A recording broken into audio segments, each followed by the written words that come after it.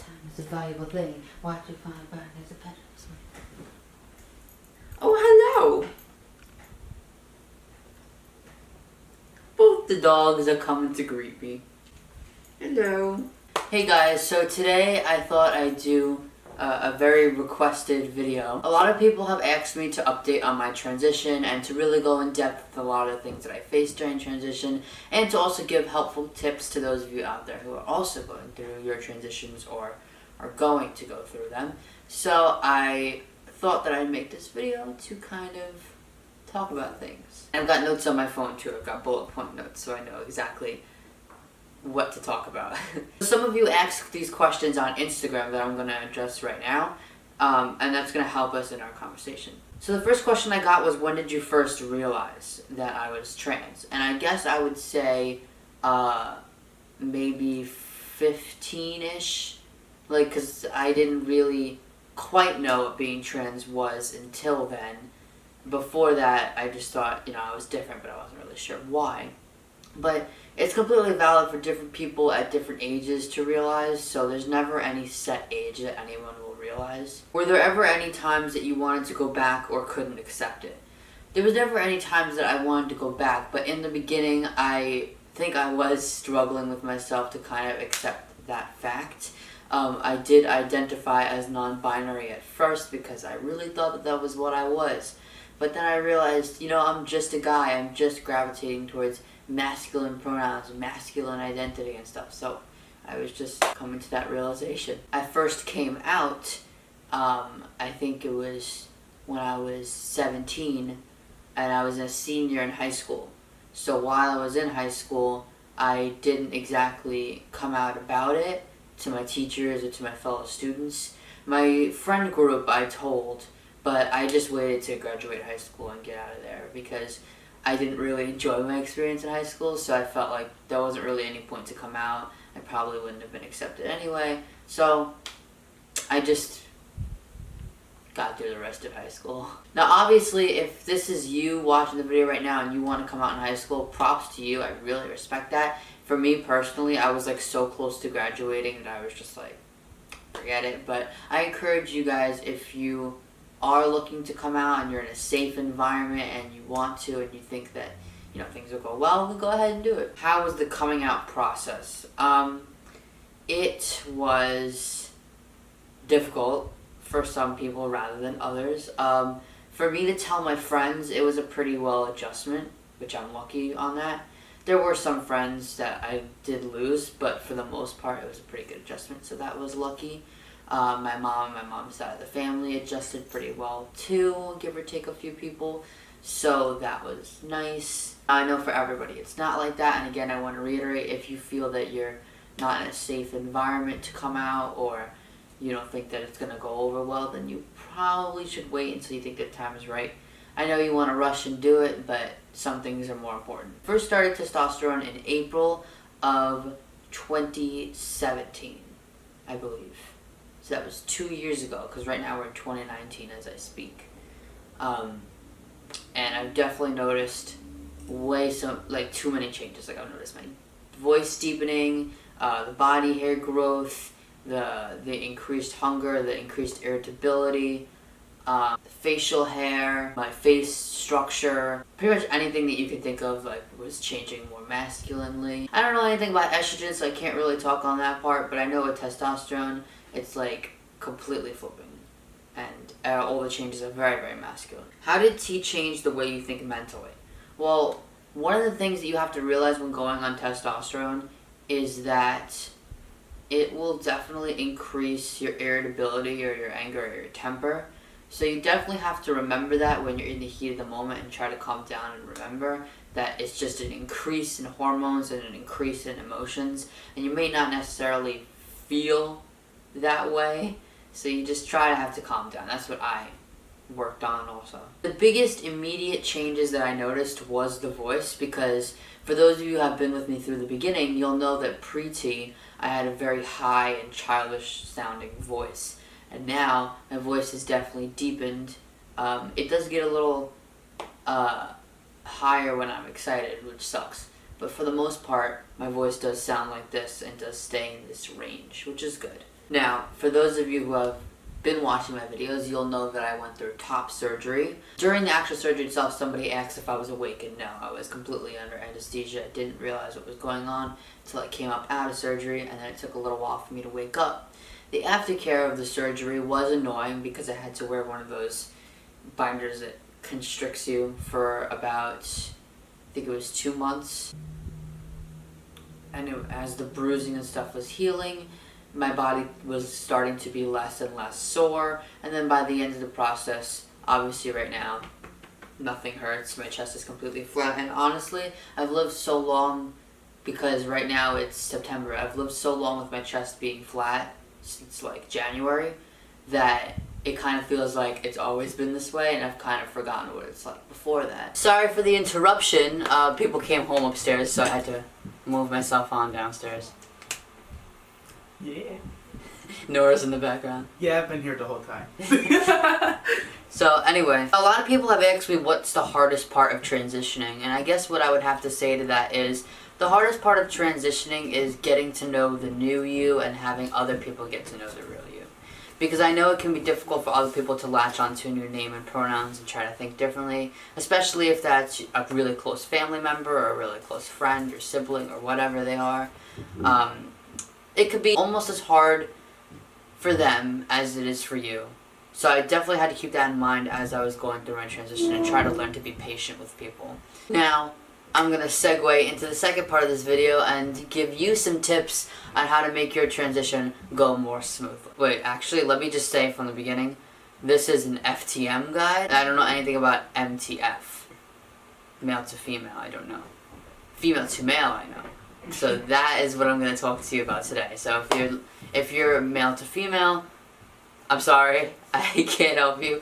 But if you're female to male, I can help. So, let's talk about binders, because that's the most important part. Now, binders, chest binders, I would recommend getting it in like a skin tone color, because that way you can wear it under your clothes and it'll be less noticeable. Now, me, the idiot, I got it in black all the time, but I always wear black, so I think it didn't really matter for me.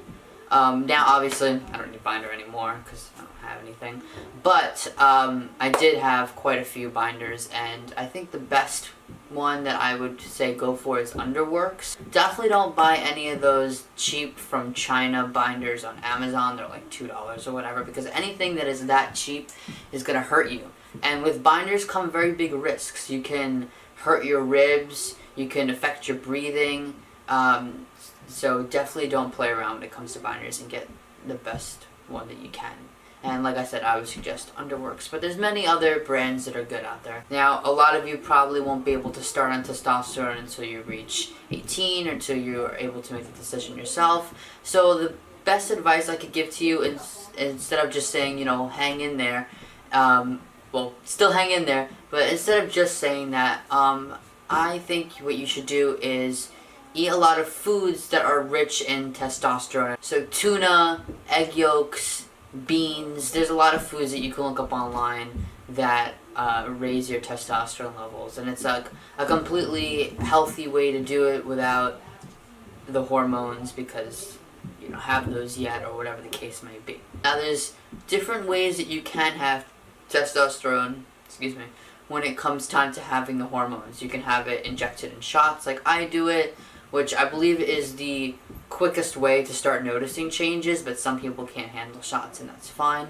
There's also gel, and you just rub the gel on your skin. For me personally, I don't have any experience with the testosterone gel, so I can't talk about it. But with the shots, I do them in my stomach once a week.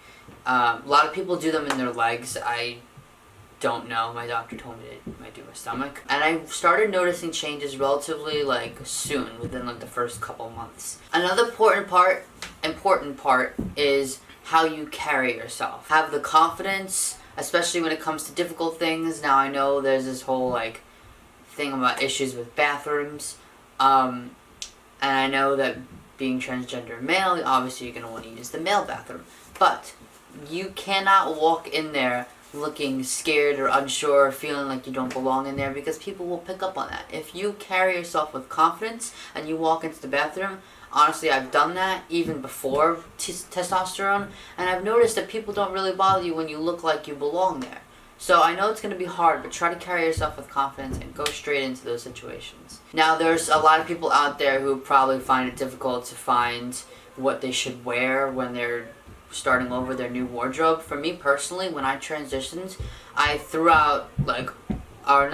gave away all of my female clothing and started over my closet completely. Graphic t-shirts are like your best friend when it comes to this, because even if you're in a household where you can't really come out about it, both men and women do wear graphic t-shirts, so it's pretty easy to just get those. I would recommend flannel shirts as well, because again, they're very gender neutral. Jeans as well, sneakers. So that's the good thing about these clothes, that they're very gender neutral, but they'll also help you pass more when it comes to presenting masculine, because it's a very masculine thing to wear. Hoodies and sweatpants as well. I wore a lot of hoodies, and I still do to this day. So, and they're very easy, you know, to wear, because even if you can't bind completely, or maybe you can't even bind at all, the hoodies help cover a lot of the chest area. So if there's anything I recommend wearing, it's probably hoodies. Hair. Hair is a very important topic. Now, I know for me, I used to have very long hair, like down to here, and I chopped it all off. And I think what you should do is go slowly. I don't think what you should do is, because if you have long hair and you chop it all off immediately and you go all the way up to here, like very, very short, there's a chance that you might not like it. There's a chance that you will like it, obviously, but there's a chance you might not like it. So what I think you should do is go gradually, like I did. Chop it all off to here, then slowly, you know, make your way shorter, just in case maybe you won't like it all the way short. You can even try on wigs before you cut your hair, just to get an idea and maybe see what you like as far as your real hair goes. Now, your haircut makes a big difference in how well you pass. So I would definitely lean towards more short and masculine cuts. However, you can do whatever you want with your hair, and don't let anybody police you on that. Man buns. Man buns are cool. Don't ever use ace bandages. I just remembered that.